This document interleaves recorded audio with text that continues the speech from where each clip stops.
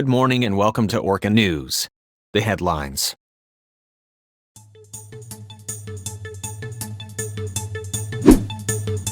Travel restrictions imposed due to spread of the Omicron variant.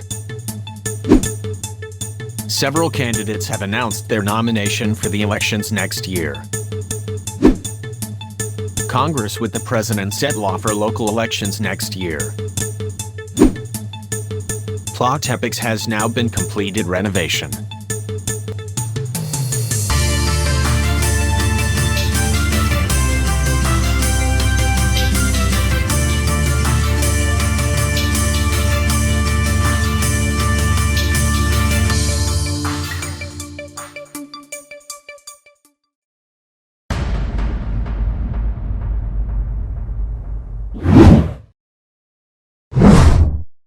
Landova is still once again COVID-19 free. Vaccination is still ongoing for phases 1 to 4. The total doses administered are now at 5,817. Partially vaccinated individuals are now at 4,225, and the fully vaccinated are now at 1,592. Meanwhile, closure is still indefinitely imposed in two-door. President Limson last week has announced the imposition of travel restrictions for several countries with the Omicron variant of COVID-19. Full travel restrictions are imposed on some countries. Leisure or vacation travels are prohibited even if vaccinated. Emergency travels are only permitted in these countries. Partial travel restrictions are imposed elsewhere around the world. President Limson expects and hopes that no more cases will arise from the new variant that was found in South Africa. Several candidates have now announced their nomination for next year's elections. The updates for the extended voter registration. More to report from Paul and Natalie.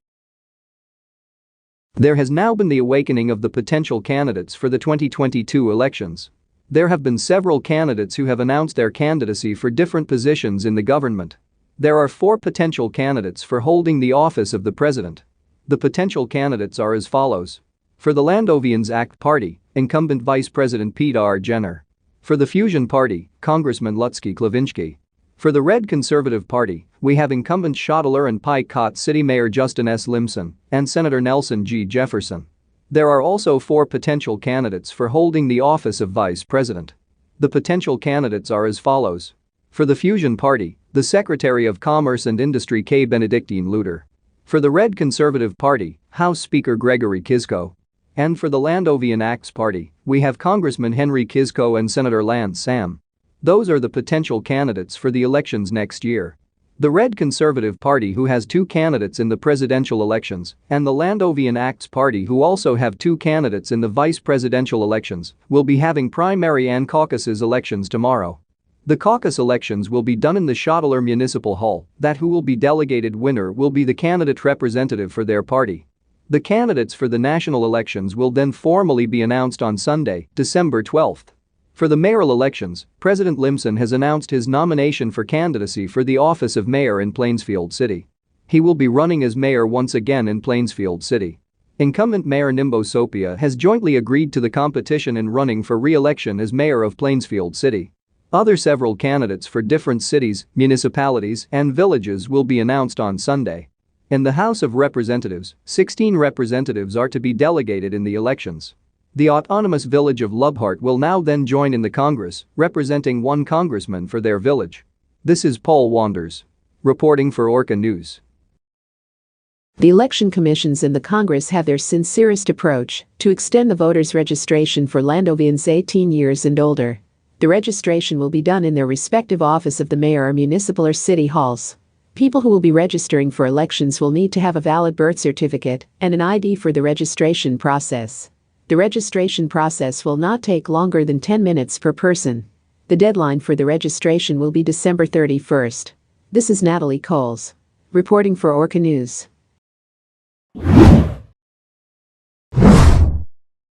Here's our weather for today.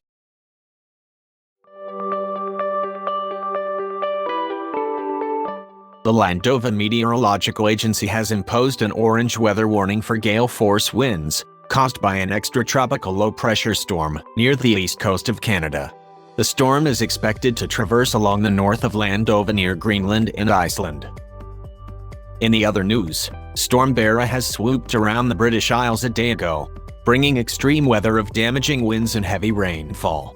The Landova Meteorological Agency advises Landovians to take necessary precautions during the winter season. Winter or windstorms are common during this time of the year.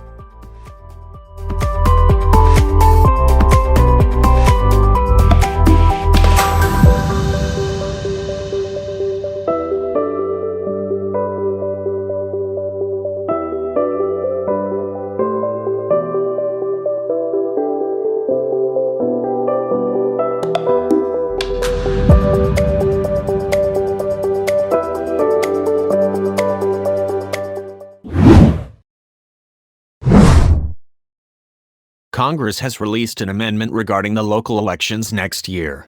The amendment stated that a mayor would withhold governance over multiple cities and/or villages. The mayoral election will take hold over the jurisdictions as follows. The villages of Old Massa, Flathills, and Frostley will be governed by one same mayor. Plainsfield City and Commerce Valley Terraces Village will also be governed by one same mayor. Picot City and the municipality of Shuttler will be governed by one same mayor. Sonamo City and the municipality of Tudor will also be governed by a common mayor.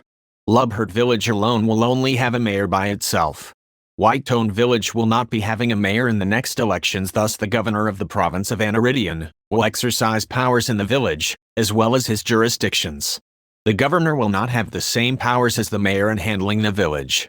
For each elected mayor, the term will last for 2 years effectively upon inauguration. Plot Epics has now completed its renovation project. More to report from George. The Plainsfield Terraces Picot Expressway or Landova Highway Route 1 has completed its renovation project. The renovation project was finished on the 5th of December, a few days after its expected completion. The whole span of the elevated highway has now been tarred and added guardrails on the side. The Urban Planning and Development Department as well as the Architecture and Infrastructure Department have thanked all for the fast progress of the completion of the project. It is though considering that the highway may not begin further construction unless plans have been made to Picot City. President Lim Sun noted that the progression of the highway has dealt with the progression of the country. He compared the highway as the country's progress to infrastructure developments. Sadly yet to say, not much work has been done due to the impending pandemic. Nevertheless, he stated that he will work until the end of his term. This is George Duncan, reporting for Orca News.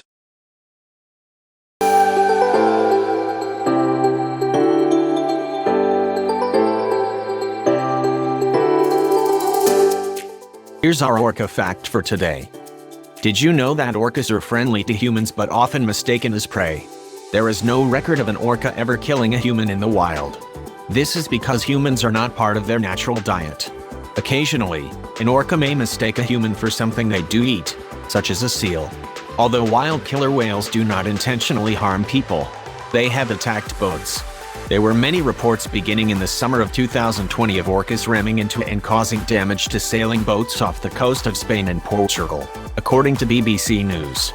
3 juvenile Male orcas were involved in most of the attacks, and marine biologists investigating the incidents believe that the young males were playing with the boats by targeting the rudders and pushing the boats around.